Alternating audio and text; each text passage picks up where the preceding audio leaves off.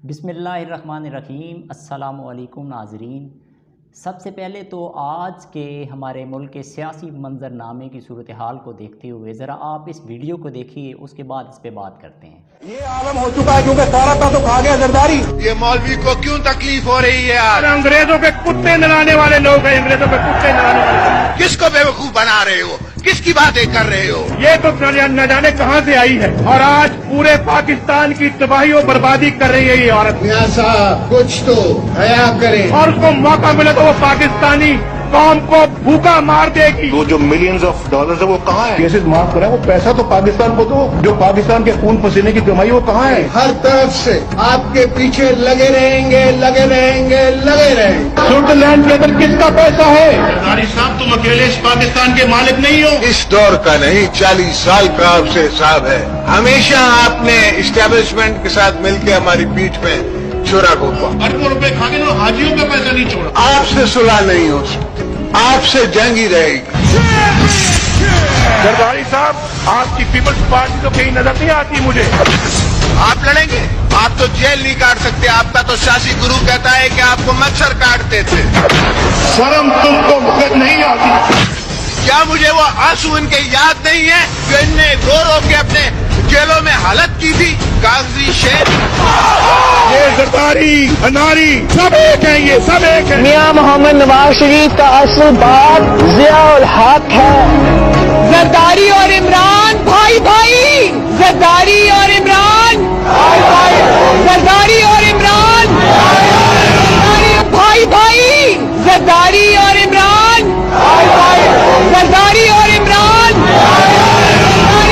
सब एक है, ये सब एक है। मियां मोहम्मद नवाज शरीफ का असल बाप जियाउल हक है। जरदारी और इमरान भाई भाई, जरदारी और इमरान भाई भाई, जरदारी और इमरान।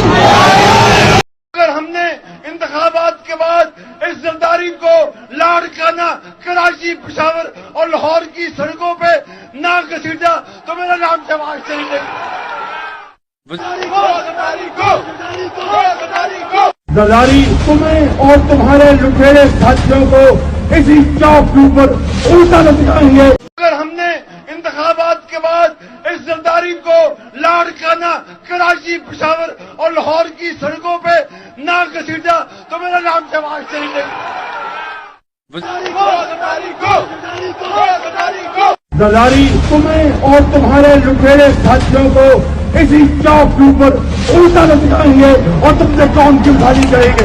सर बाबा और 40 चोरों से अपनी लूटी हुई दौलत वापस इनके पेटों से निकालकर आपके कदमों में निछावर करेंगे। इस जरदारी को लाड़काना कराची, पेशावर और लाहौर की सड़कों पे ना घसीटा तो मेरा नाम शहबाज शरीफ है। सरदारी साहब पहले आप अपनी करप्शन का तो कौम को हिसाब दें। सुन लो सरदारी साहब, आपके ऊपर कोई एतबार नहीं, चाहे आप डब्बा पीर का चुप्पा पहन के आ जाए, आपके ऊपर कोई एतबार नहीं। इस वीडियो को देखने के बाद अगर कोई आपसे बहस मुबाशा करता है और अगर कोई शख्स इनको डिफेंड करता है तो उससे बड़ा जालिम कोई नहीं है। कुरान पाक में है सुम्मुम बुकमुम उम्युम फहुम ला यर्जिऊन, यानी कि वो लोग जिनको अल्लाह ताला ने ये जिस्मानी आँखें दी लेकिन वो बसारत की जो है ना आँख उनसे सल्ब कर ली। उनको समात आँख कान दिए लेकिन उनसे समात का जो सुनने की हिस्स है वो छीन ली गई। तो ये वो लोग हैं। अगर आप अपने आप को देखते हैं ये वीडियो सुनने के बाद और आप समझते हैं कि ये कसूरवार नहीं हैं, 70 साल हो गए, 75 साल इस मुल्क को बने हुए और 40 से 45 साल ये लोग इस मुल्क पे हुक्मरानी करते रहे, और अगर उसके बाद भी आप समझते हैं कि ये लोग कसूरवार नहीं, हमारी नस्लों, हमारे मुस्तकबिल, हमारा माजी, हमारा मुस्तकबिल सारा खा गए, हमारी नस्लों का फ्यूचर तक खा गए, तो अगर आप समझते हैं कि अभी भी कि ये लोग बेकसूर हैं और इन लोगों ने कुछ नहीं किया, इस मुल्क की हुक्मरानी पे रहे और मुल्क के लिए जो कुछ था लूट के खा गए, अपनी नस्लों के लिए बना दिया, अगर इसके बाद भी आप इन तजादात जो इनके बयानात, ख़ुद इनके बयानात हैं ऑन रिकॉर्ड, अगर सुनने के बाद भी अगर आप सोचते हैं कि ये बेकसूर हैं तो आप कुरान पाक की उस आयत के मुताबिक अपने आप को सामने रख के कंपैरिजन कर लें। एक बात। दूसरी बात ये कि आज ये सारे इकट्ठे हुए हैं, मैंने इसलिए सोचा कि पहले इस वीडियो को सुनाऊं, उसके बाद उस पर बात करूं कुरान की दलील से बात करूं और उसके बाद मैं बात करूं कि ये सारे देखिए ये सारे इकट्ठे क्यों हो जाते हैं। आपके सामने बयानात हैं इन सब के, लेकिन ये सारे इकट्ठे एक क्यों हो जाते हैं, उसकी वजह क्या है? क्या ऐसा एक मुत्तफ़िका जगह है जहाँ पे ये सबको मजबूर कर देता है कि इतने सख्त बयानात, इतना शिद्दत और इतनी इंतहा पसंदी नेशनल लेवल पे सियासत में रखते हुए एक दूसरे के ख़िलाफ़ इतने बयानात देने के बावजूद ये लोग इकट्ठे हो जाते हैं और खाने इकट्ठे खाते हैं। तो इसकी क्या वजह होती है? सबसे पहले तो इस कंसेप्ट को समझें कि ये जो सियासत है ना, ये गंद जो अभी हमने 70 साल इसको पाला और ये हमारा माजी फ्यूचर सब कुछ खा गए, तो इसकी रीज़न ये है कि ये लोग अपनी ज़ात के लिए कमाते हैं, अपनी ज़ात के लिए। कभी इन्होंने मुल्क के लिए सोचा ही नहीं है। देखें, जिसको पीपल पार्टी को उठाएं, नून लीग को उठाएं, ये सारे लोग इनकी नस्लें थीं। पहले वो उनके दादे वो सब आए, नवाज शरीफ की मिसाल ले लें, अब उसकी पीछे औलाद आ गई है। शहबाज शरीफ को ले लें, उसकी औलाद आ गई है। जरदारी को लें, पीछे उसकी नस्लें भुट्टो से लें, बेनज़ीर भुट्टो लें, फिर आगे जरदारी लें, फिर अब बिलावल भुट्टो। क्या इन्हीं के लिए ये कोई कारोबार है ये मुल्क? क्या और पढ़ा लिखा कोई और टैलेंटेड इस मुल्क में है ही नहीं? मसला ये है कि ये अभी इसलिए इकट्ठे हो रहे हैं क्योंकि इनके आपस में इनके आपस में जो गठजोड़ है ना, वो यहाँ हुआ है। ये पहले ही जुड़े हुए थे, ये अंदर से सब एक हैं। खाने पीने इस मुल्क को लूटने बारियां बनाई हुई थी इन लोगों ने। अब वो एक बंदा चले ईमानदार आया है, उसको एक मौका मिला है और डिलीवर कुछ कर रहा है, कुछ उसको इस सिस्टम की मजबूरी। मैं उस टॉपिक पे बात नहीं करूँगा, लेकिन इनसे कहीं हाँ बेहतर है। वो ईमानदार है, उस पर कोई करप्शन का इल्ज़ाम नहीं है, वो इस मुल्क की बेहतरी चाहता है, कमिटेड है इस मुल्क के साथ। लेकिन मैं उस बात पे पहलू पे नहीं जाऊँगा क्योंकि उसके साथ भी वही लोग जुड़े हैं, ये सिस्टम वही है। कई चीज़ों पे बेहतरी भी आ चुकी है, बहुत ज़्यादा बेहतरी की ज़रूरत है, पूरी एक सर्जरी की ज़रूरत है सिस्टम में। मैं उस पर बात नहीं करूँगा, लेकिन ये लोग जो जुड़ गए हैं, आपस में इकट्ठे हो रहे हैं और अपोजिशन का एक जनाब रोल अदा कर रहे हैं और सबको इकट्ठा कर रहे हैं और लॉन्ग मार्च किए जा रहे हैं। और ख़ास तौर पे एक मौलाना साहब हैं, वो इसमें सबसे आगे हैं। तो ये देखें, वो अब मिसाल ले लें उसी मौलाना साहब की। हर हुकूमत, जो हुकूमत आई, आप देखें हर हुकूमत में उनका एक किरदार रहा। हर हुकूमत में कश्मीर कमेटी थी, आपके सामने है, कितने साल उन्होंने उस पर अपना उस ओहदे पे रहे। क्या किया कश्मीर की उस कमेटी में रह के?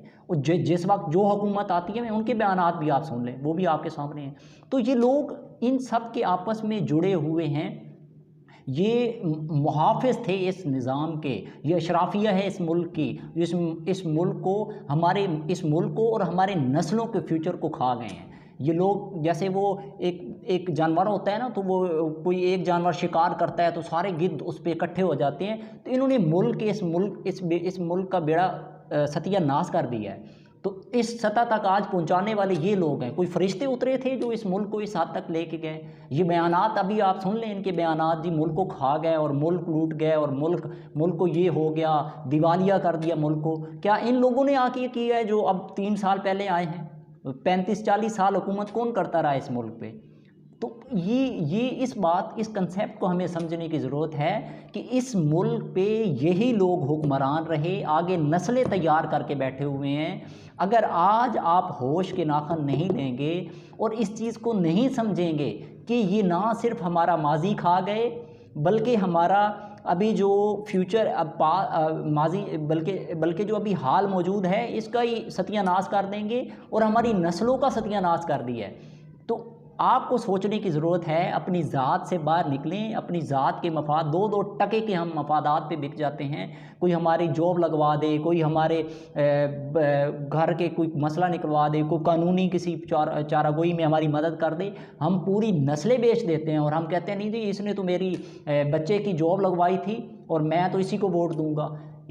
सबसे पहले मुल्क का सोचें जिसमें आपकी नस्लें रहनी हैं। अगर ये मुल्क है तो आप हैं, वरना कुछ भी बाकी नहीं रहेगा। इसलिए अपनी ज़ात से बाहर निकलें और इन लोगों को पहचानें। ख़ास तौर पे इन लोगों को पहचानें जो आप और आपकी नस्लों के ख़ास तौर पे दुश्मन बने हुए हैं, उनके फ्यूचर के दुश्मन बने हुए हैं। अपनी ज़ात, अपनी नस्लें, अपने बिज़नेस, अपने कारोबार जमा के जनाब वो मुल्क को कहाँ से कहाँ पहुँचा दिया है। तो इस चीज़ को सोचें और होश के नाखन लें। ये फिर वही एक दोबारा बारी वाले चक्कर पे आ रहे हैं और सारे इकट्ठे हो रहे हैं उसके ख़िलाफ़ भी, और एक कोशिश में है कि हमें कब बारी मिलती है, हम कब इस इक़्तिदार, इतने भूखे और इतनी उनको फ़िक्र हो रही है कि कब हमारी बारी आती है और कब हम इस मुल्क के ओहदों पे आके जनाब अपनी ख्वाहिशात और अपनी ज़रूरियात और अपने वो नफ्स की पैरवी करते हैं, वो इतने ही ओहदों के लिए भूखे हैं। तो आप इस चीज़ को समझें। अल्लाह ताला हम सबको हिदायत दे,